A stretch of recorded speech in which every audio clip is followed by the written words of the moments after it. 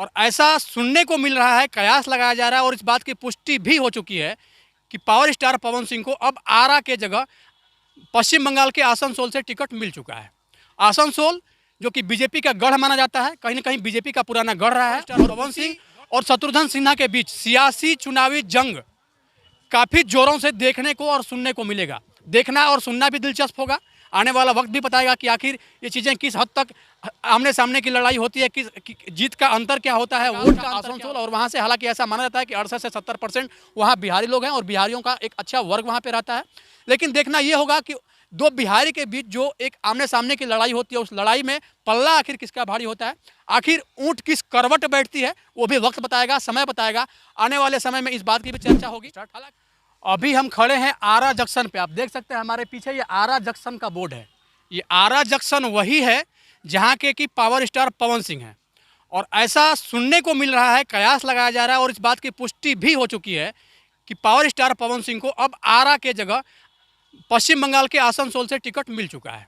आसनसोल जो कि बीजेपी का गढ़ माना जाता है, कहीं ना कहीं बीजेपी का पुराना गढ़ रहा है। और उसी गढ़ से बाबुल सुप्रीमो जो कि बीजेपी के थे और उनका वो सीट रहा है। हालांकि उन्होंने पार्टी छोड़ी थी और पार्टी छोड़ने के बाद टीएमसी के जब 2022 का चुनाव हुआ था, उसमें टीएमसी के जो सांसद हैं शत्रुघ्न सिन्हा, वो हालांकि अभी फिलहाल सांसद हैं। और अब ऐसा सुनने को और देखने को आने वाले समय में मिलेगा कि पावर स्टार पवन सिंह और शत्रुघ्न सिन्हा के बीच सियासी चुनावी जंग काफ़ी जोरों से देखने को और सुनने को मिलेगा। देखना और सुनना भी दिलचस्प होगा। आने वाला वक्त भी बताएगा कि आखिर ये चीज़ें किस हद तक आमने सामने की लड़ाई होती है, जीत का अंतर क्या होता है, वोट का अंतर क्या होता है पवन सिंह और शत्रुघ्न सिन्हा के बीच। ये जगह है जहाँ की पावर स्टार है।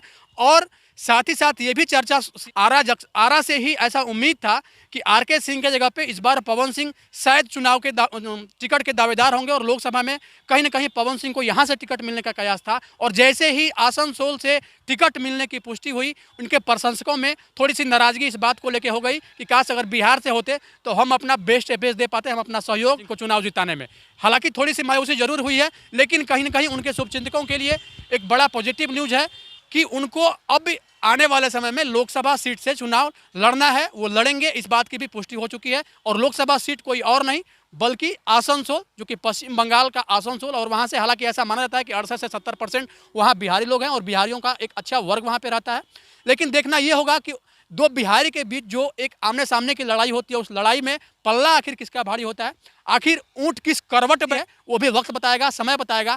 आने वाले समय में इस बात की भी चर्चा होगी। हालांकि इस बात की चर्चा भी हो रही है कि कहीं ना कहीं ज्योति और पवन सिंह के जो कंट्रोवर्सी का मामला था, दोनों एक दूसरे के बीच आरोप और प्रत्यारोप लगा रहे थे, दोनों के बीच तलाक के प्रकरण को लेकर कहीं ना कहीं उनका टिकट आरा से काटा गया। और कहीं ना कहीं इसलिए टिकट उनको यहाँ आरा में नहीं दिया गया कि इस बात की का भी उनके ऊपर क्वेश्चन मार्क खड़ा होता ज्योति सिंह को लेके। कहीं ना कहीं लोकल ये क्षेत्र था, इस वजह से लोकल लोगों का उनको विरोध न सहना पड़े, सुनना पड़े, इस वजह से उनका टिकट काट के आसनसोल में ट्रांसफ़र किया गया। तो तमाम तरह के ऐसे ही और अपडेट के लिए बने रहिए जनतक न्यूज़ के साथ।